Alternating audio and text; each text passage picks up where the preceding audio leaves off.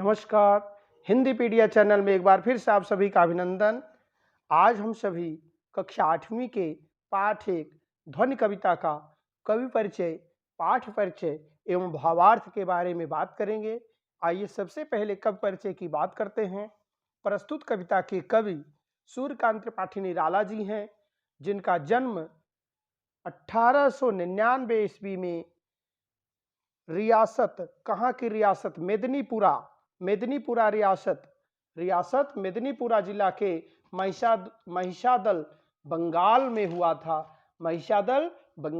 हुआ था। उनके पिता पंडित राम सहाय तिवारी उन्नाव बैसवाड़ा के रहने वाले थे और महिषादल में सिपाही की नौकरी करते थे। वे मूल रूप से उत्तर प्रदेश के उन्नाव जिले के गढ़कोला नामक गांव के निवासी थे। निराला जी दारागंज इलाहाबाद में सन 1961 में अपनी इह लीला समाप्त की। पाठ परिचय में सबसे पहले देखेंगे, प्रस्तुत कविता में कवि ने प्रकृति के प्रति मानवीय संवेदना को दर्शाया है। कवि आशावादी है, आशावादी दृष्टिकोण रखते हुए जीवन की सुंदरता को पूरी तरह से जीना चाहता है। हम सब जीवन जीने के लिए प्रकृति से प्रेरणा ले सकते हैं। कवि आशावादी विचारों के प्रति सकारात्मक सोच रखते हुए, अर्थात उसे अपने जीवन से बहुत ही सकारात्मक उम्मीद है, इसलिए वह जीवन की सुंदरता को पूरी तरह से जीना चाहता है। वह जीवन को समाप्त नहीं होने देना चाहता है। वह सकारात्मक सोच रखता है, सकारात्मक विचार रखता है, जिससे वह जीवन को जीने के लिए लालायित है। अभी वह जीना चाहता है, अभी अपना अंत नहीं होने देना चाहता है। इस तरह से पाठ का सारांश भी देख लेंगे। कवि का मानना है कि अभी उसका अंत नहीं होगा, अभी उसके जीवन रूपी वन में बसंत आया है, बहार आई है, उल्लास आया है। कवि प्रकृति का वर्णन करते हुए कहता है कि चारों ओर वृक्ष हरे भरे हैं, पौधों पर कलियां खिली हैं जो अभी तक सो रही हैं, जो पौधों पर कलियां खिलने वाली थी अभी तक सो रही हैं। सूर्य को लाकर इन अलसाई हुई कलियों को जगाएगा और एक नया सुंदर सवेरा लेकर आएगा। कवि प्रकृति के द्वारा निराश हताश लोगों के जीवन को खुशियों से भरना चाहता है। जो अपने जीवन से निराश हैं, जीवन को खत्म कर देना चाहते हैं, जीवन से हताश हो गए हैं, अब जीना नहीं चाहते हैं, कवि उनमें पुनः जीवन का संचार करना चाहता है, एक नया उत्साह देना चाहता है, जिसके माध्यम से उनका जीवन फिर से शुरू हो सके। कवि बड़ी तत्परता से मानव जीवन को संवारने के लिए अपनी हर खुशी एवं सुख को दान करके हर मनुष्य का जीवन सुखमय बनाना चाहता है। प्रत्येक मनुष्य का जीवन जो हताश है, निराश है, उम्मीद छोड़ चुका है, उसका जीवन भी कवि खुशियों से भर देना चाहता है। इसलिए कवि का मानना है कि उसका अंत तब तक नहीं होगा जब तक वह सबके जीवन में खुशियां नहीं ला देता है, जब तक वह सबके मन में खुशियां नहीं ला देता है। पाठ की व्याख्या जो इस तरह से होगी, अभी न होगा मेरा अंत, अभी ही तो आया है मेरे मन में मृदुल बसंत, अभी न होगा मेरा अंत। इन पंक्तियों का जो कठिन अर्थ हैं, शब्दार्थ हैं, इस तरह से होंगे। अंत से यहाँ तात्पर्य है समाप्ति। मृदुल कोमल, बसंत फूल खिलने की ऋतु, अर्थात जब प्रकृति चारों तरफ खुशियों से भर जाती है, हरे हरे कोपलें लग जाती हैं, हरे हरे पत्ते लग जाते हैं, फूलों फलों से पेड़ लद जाते हैं, चारों तरफ प्रकृति खुशनुमा सी हो जाती है। ऐसे लगता है कि नववधू का प्रवेश हुआ है।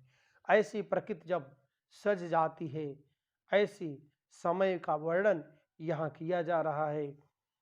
प्रसंग, प्रस्तुत काव्य पंक्तियां हमारी हिंदी की पाठ्य पुस्तक बसंत भाग 3 में संकलित कविता किस कविता से? ध्वनि से ली गई हैं। कविता के कवि सूर्यकांत त्रिपाठी निराला जी हैं। कविता में कवि का जीवन के प्रति आशावादी दृष्टिकोण दिखाया गया है। कवि का मानना है कि हमें जीवन के प्रति आशावादी रहना चाहिए, अपनी उम्मीद को नहीं छोड़ना चाहिए और सकारात्मक सोच और उत्साह के साथ जीवन का आनंद उठाना चाहिए। कवि ऐसा मानता है कि हमें हर हालत में जीवन जीने की आशा को छोड़ना नहीं चाहिए।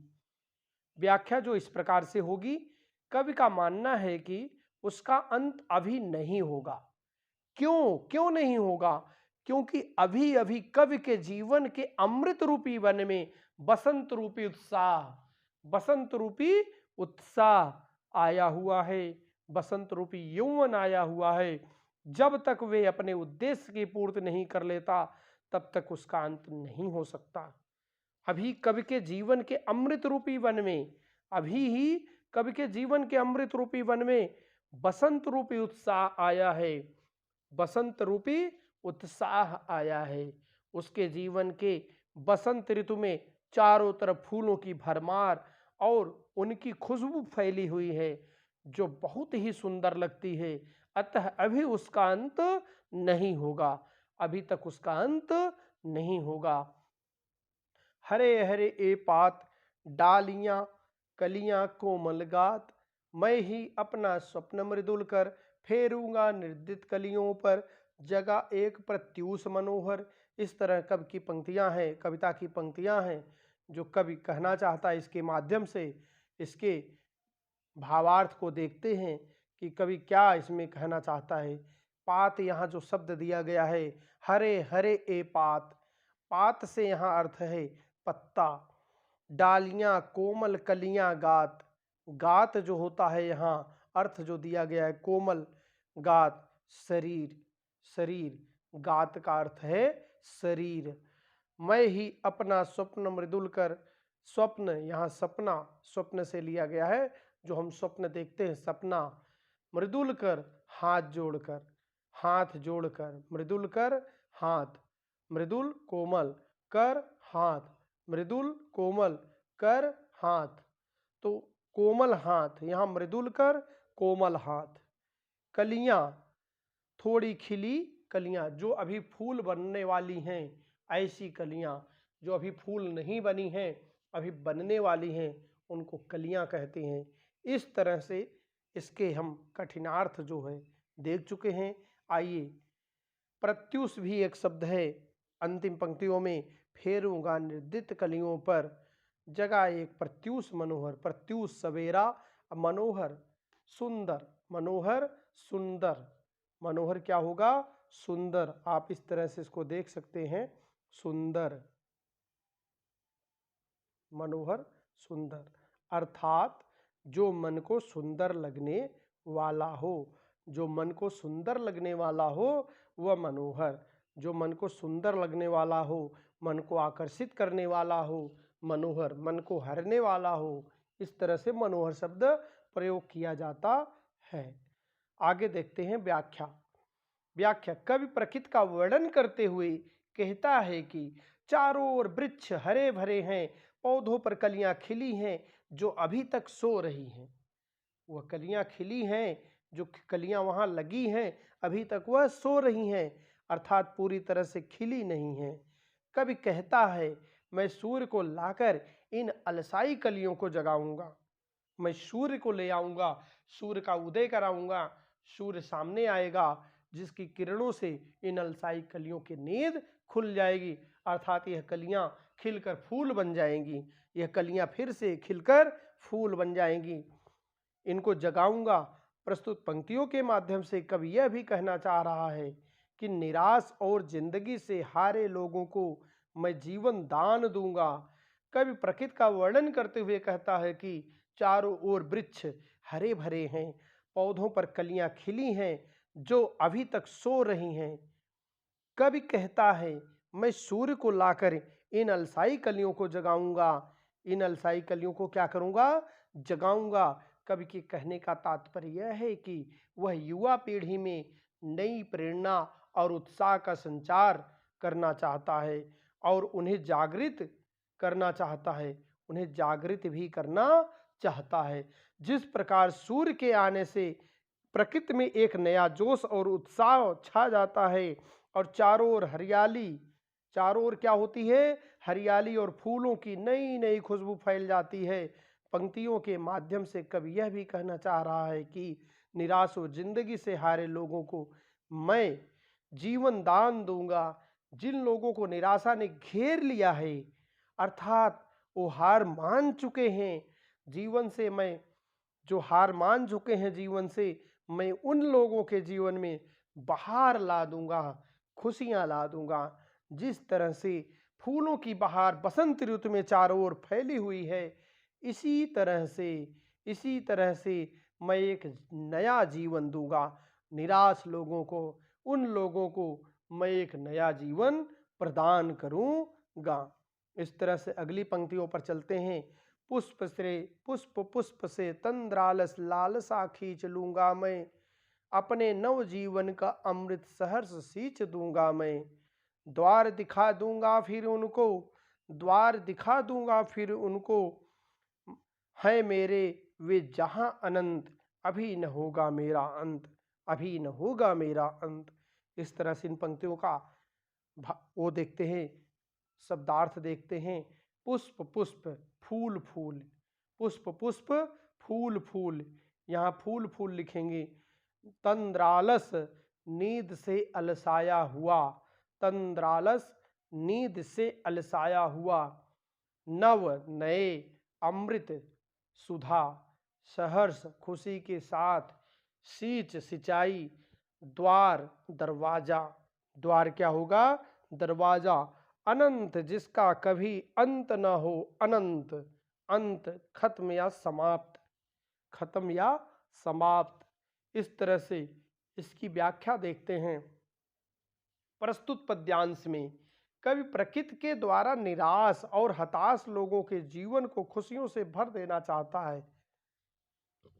वह कहता है, मैं एक एक फूल से आलस्य को खींच लूंगा, अर्थात मैं आलस में पड़े हुए युवकों के मन में नए जीवन का अमृत प्रसन्नता से भर दूंगा। एक एक व्यक्ति के जीवन को प्रसन्नता से भर दूंगा। प्रकृति के द्वारा निराश हताश लोगों के जीवन की खुशियों को पुनः वापस ला दूंगा, खुशियां से पुनः भर देना चाहता हूं।